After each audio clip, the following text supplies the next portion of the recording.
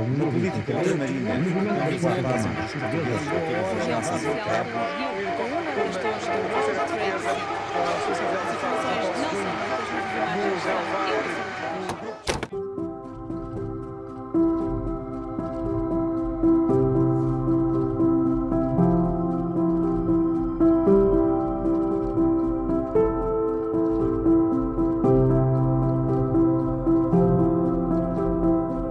Para falar da história de APG, que já é longa, mas tem um contexto inicial. Tenho que o descrever através de um exemplo. O que eu vivi, a experiência que eu vivi e que muitos meus colegas viveram, era que, quando entrávamos para uma fábrica, nós estávamos muito bem preparados do ponto de vista do cálculo, do ponto de vista das tecnologias, enfim, no meu caso, da engenharia mecânica, enfim, estávamos muito bem preparados nessa área. E o que é que nos faltava? Faltava-nos conhecimentos da área da gestão. Sei lá, por exemplo, não sabíamos nada de contabilidade, nem de projetos de investimento, não sabíamos nada de gestão da qualidade, não sabíamos de marketing, não sabíamos de logística, enfim. E, portanto, é neste contexto que vai nascer, digamos, a APG. E, sobretudo, assim, pela iniciativa de um conjunto de professores, na altura, professores universitários, sobretudo ligados à Faculdade de Engenharia da Universidade do Porto, em particular uma pessoa, que foi o professor Carlos Moreira da Silva, que constatou que havia uma lacuna na formação dos engenheiros, sobretudo nas áreas da gestão e das ciências sociais.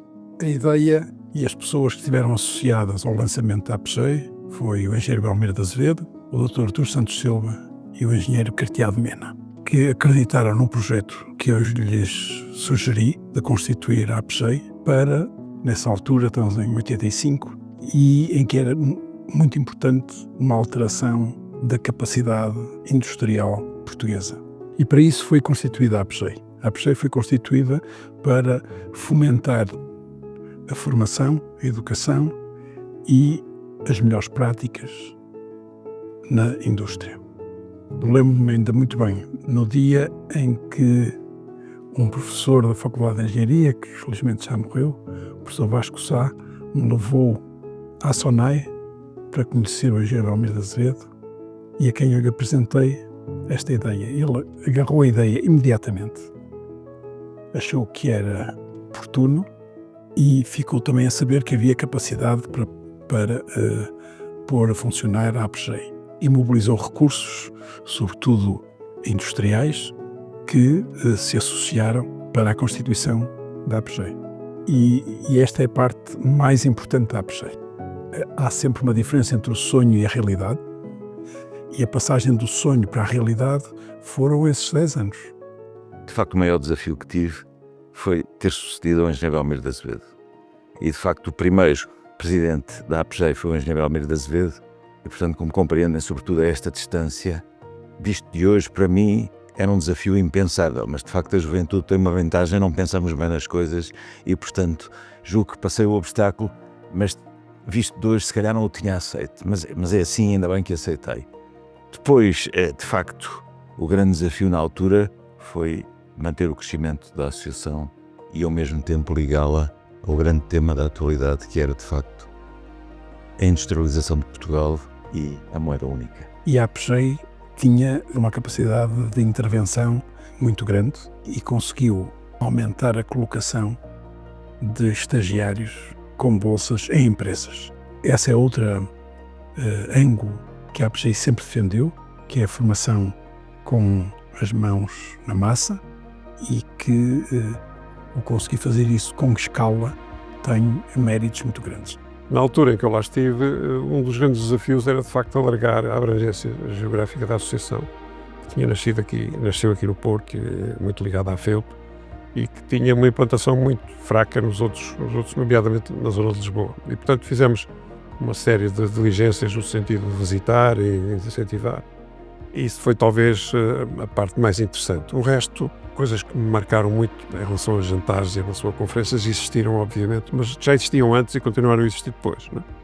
E se o primeiro mandato terminei com uma coisa que, visto 40 anos depois, é impressionante, 10 anos depois voltei, foi o mandato em que atingimos o maior número de associados individuais, chegámos a 450 associados individuais, num modelo que foi muito interessante e em que eu gostei particularmente foi de criar bolsas de estudo de Erasmus e muitos destes novos associados terem tido a oportunidade de, através do Erasmus, E eu lembro nesse mandato, foram mais de 60 a quem demos essa oportunidade. À entrada, a APG não estava com muita saúde financeira porque nos anos anteriores tinha havido uns problemas globais da nossa economia e, portanto, eu procurei que a APG nesse ano tivesse resultados que a tornassem sempre sustentável.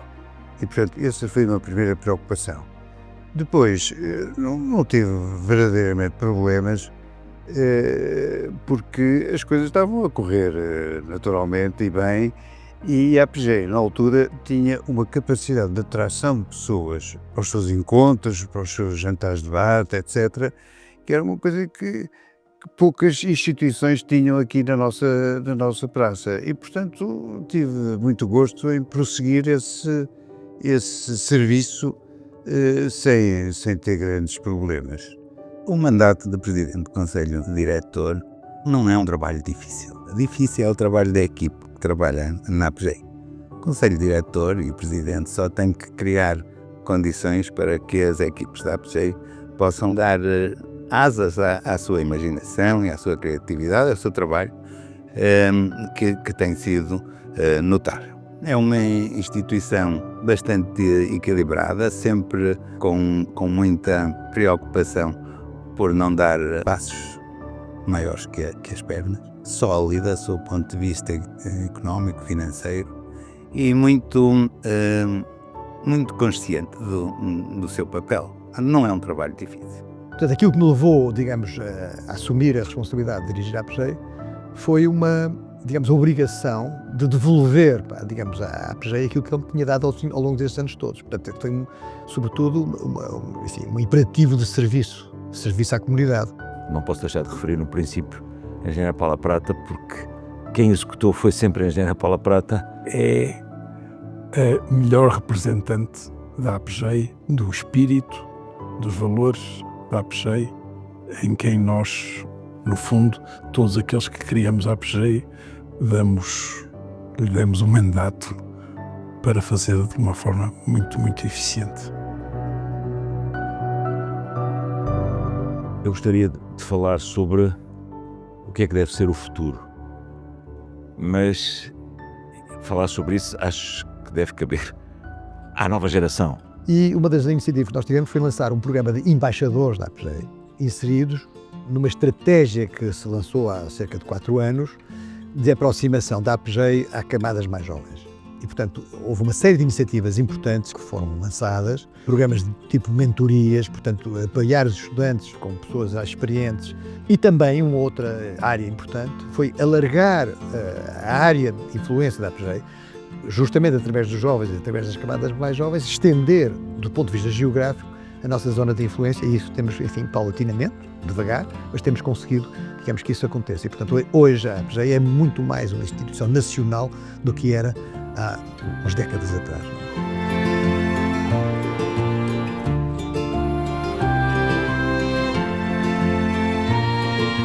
Eu creio que nos próximos 40 anos tudo isto se vai acelerar e creio que, de alguma maneira, estará garantida, uma vez que a engenharia industrial está, digamos, a crescer em termos de importância e de abrangência em relação àquilo que era no passado. Se os princípios estiverem corretos, forem adaptados ao futuro, o futuro vai correr bem, com certeza. É bom dar espaço aos mais novos para reinventarem a APG. A APG precisa ser reinventada sempre. Não faz mal nenhum olhar para trás, para ver se isso sirva de desafio para quem vem a seguir e que é preciso fazer a seguir. Diria sempre que as pessoas têm que interpretar com a sua natureza estes mandatos e fazer o seu melhor. E aquilo que eu recomendo é que sejam melhores do que eu, aos próximos que vierem por aí. E que os profissionais de engenharia e gestão industrial se revejam na sua associação, porque a associação é deles, não é? É desses profissionais.